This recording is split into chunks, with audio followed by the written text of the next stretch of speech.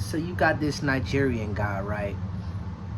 You know, he lives in Texas, and he's just getting around the dating scene. And honestly, he's only been in the U.S. for about, I say about a year and a half. So everything's still kind of new to him. So he's still trying to go to nightclubs and go to bars, just wherever females are, he's trying to get acquainted. So, he's trying to get a American chick.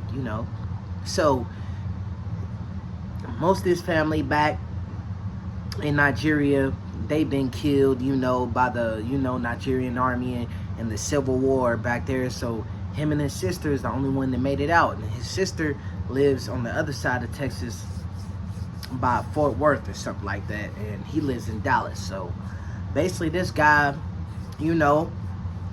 he's sitting down in the bar, and he got a few drinks. He's a few drinks in, and all of a sudden he see this bad chick walk in, and it's a white chick, kind of big, like not too big, but like BBW kind, got tattoos all on her, and she asked, give me a shot.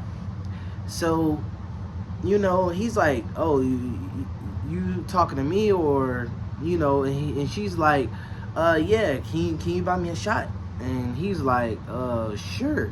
So he gives, hey, buy her a shot. So after a few drinks in, they talking and they cool with each other, right? So he has to go to work tomorrow, so he ends up telling her, hey, we can meet tomorrow, maybe go out to eat or something. So she's like, okay, yeah, that's cool. So he gets off work the next day, and he goes in there, he puts on, a nice shirt, some pants, and he throws some J's on, and they end up planning on meeting at Five Guys. So when he pulls up, she's already sitting in the front.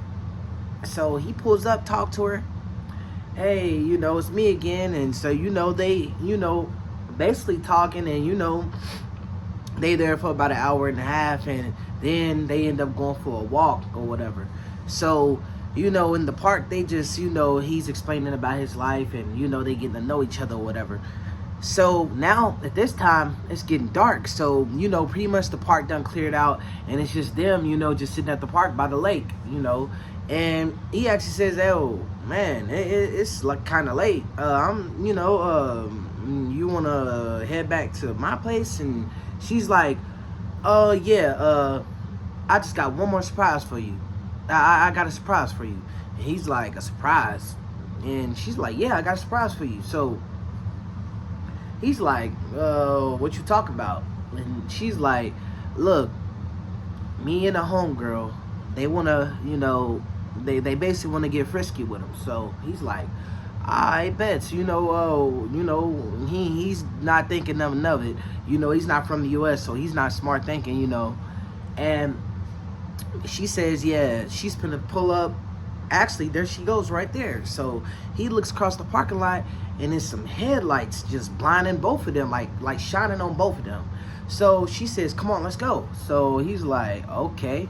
So he get in the car, and she hops in the passenger seat.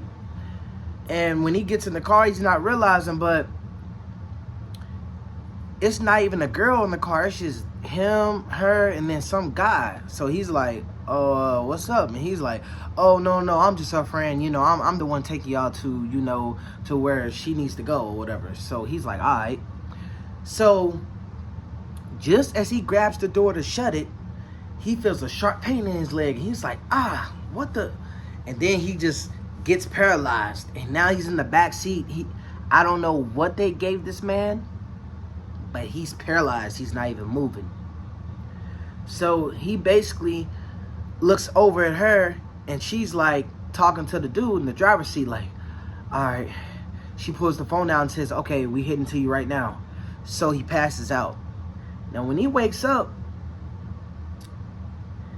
he there to stop, and it's like a gas station or something. Like he's looking around and he sees like the BP gas station, and basically he's filling up gas and she's not in the car. So what he does is now he's able to move.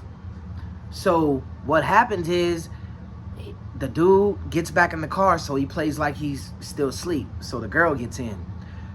So his first plan is, as soon as they pull off, he's going to punch the driver as hard as he can, and he's just going to start kicking the girl. So just as they pulling out, you see blue lights.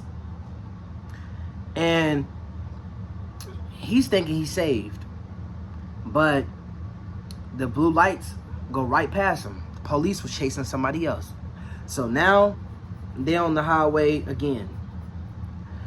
So they take this guy, and like, he didn't even get much time to react because he ended up seeing that the dude had a gun tucked right here. So he said the next time we stop, he's gonna, just jump out the car. But when they stopped, they end up getting to some facility, and he had to play like he was passed out. Somebody grabbed his legs, his arms, and they put a bag over his head. All he knew was he was thrown inside of a hole. Now, when he got in this hole, he seen people chained up. He seen bodies everywhere, and the rats was just eating people. He stayed in that place for about a good week. They'll maybe throw a piece of bread down there to him every once in a while, but he'll wake up. He really couldn't sleep because the rats was eating on him. And eventually they pulled him out. They put him in the truck, and they made him go to the bank, cleared out all his money, and they put a bag over his head, and they said, if you say anything, we got your address, we're going to come and kill you. And they threw him out the car somewhere, and basically he just said he never said nothing about it since. But yeah, if y'all like this story, like, comment, subscribe. Peace.